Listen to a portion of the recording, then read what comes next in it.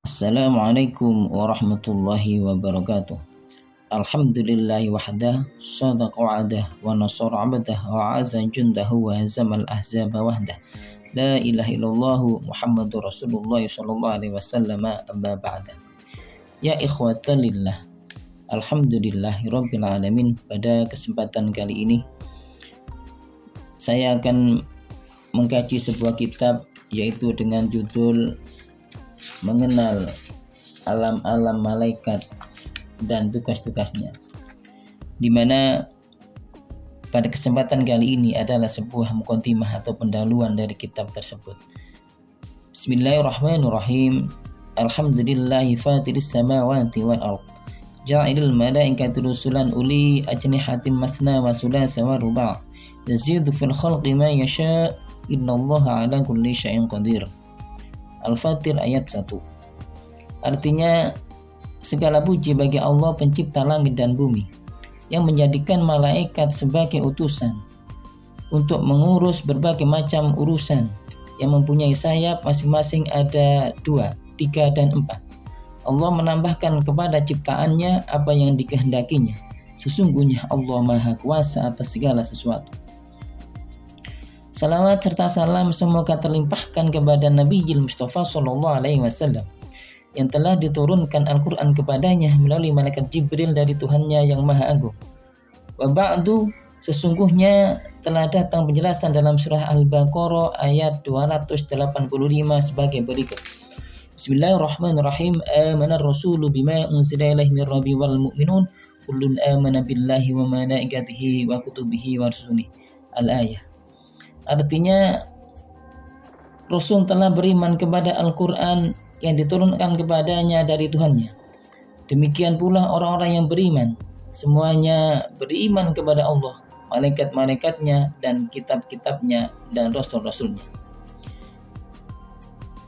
Iman kepada malaikat itu merupakan salah satu pemancangan tiang pondasi iman.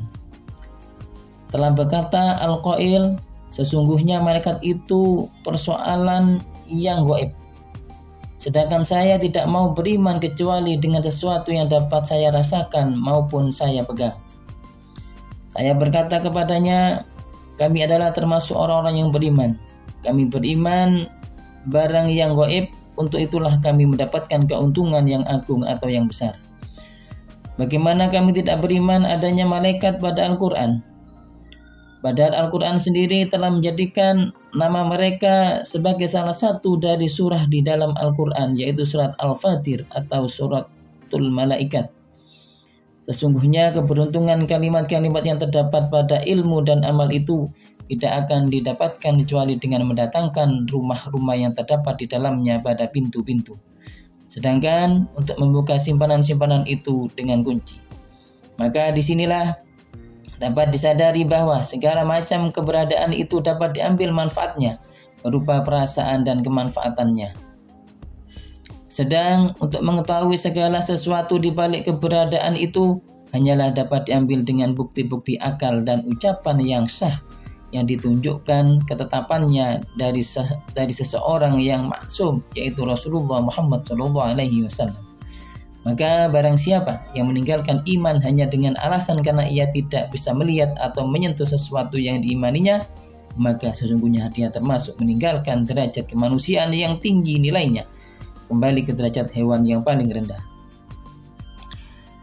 Sedangkan perkataan orang-orang yang ahli di bidang kebudayaan mengatakan, saya tidak membenarkan keberadaan Allah dan para malaikat-malaikatnya, karena yang demikian ini tidak bisa dilihat dan tidak pula dapat diadakan suatu penelitian. Dalam bertindak seperti inilah tanda pernyataan orang-orang kafir, seperti halnya disebutkan dalam Al-Quran surat An-Nur ayat 39. Bismillahirrahmanirrahim. Kasarabim biqa'ati yasabu dham'anu ma'a hatta idza ja'ahu lam yajidhu syai'a. Artinya seperti fata morgana di tanah yang datar, yang disangka air oleh orang-orang yang dahaga, tetapi bila didatanginya air itu, dia tidak mendapatinya sesuatu apapun. Ya ikhwatanillah, perumpamaan seperti ini dapat dicontohkan seperti halnya orang berkata, Saya tidak membenarkan adanya suara-suara karena mengingat kedua mata saya tidak pernah melihatnya. Begitu pula aku tidak percaya akan adanya warna dan bentuk karena pendengaran saya tidak merasakan adanya. Dinyatakan seperti itu pun tidaklah dengan pendengaran. Itu dijumpai beraneka warna dan tidak pula dengan penglihatan, tidak pula dijumpai suara-suara. Sehingga keadaan seperti itu terdapat suatu dalil untuk mengingkarinya. Sesungguhnya Allah Subhanahu wa Ta'ala telah memberi kekuatan yang lain untukmu, yaitu berupa kebijaksanaan terhadap segala sesuatu yang lain, yaitu berupa kebijaksanaan terhadap segala hal yang dijumpainya yang beraneka ragam. Ingatlah, itulah yang disebut dengan akal. Dengan akal inilah engkau akan mengenal segala sesuatu dengan sifatnya yang lebih tinggi daripada perasaanmu. Begitu pula kekuatan penglihatan tatkala terjadi kegelapan, niscaya tidak akan dijumpai sesuatu apapun dari segala sesuatu yang terjadi padanya.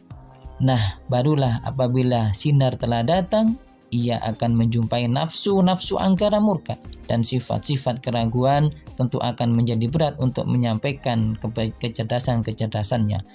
Maka apabila telah mampu mengefektifkan dengan lampu-lampu burhan sebagai pelajaran untuk menjadi renungan dan bukti-bukti kebenaran dan menjadikan sinar dan bersinar dengan sinar Al-Quran, tentu ia akan membukakan bagimu terhadap kebenaran yang luhur.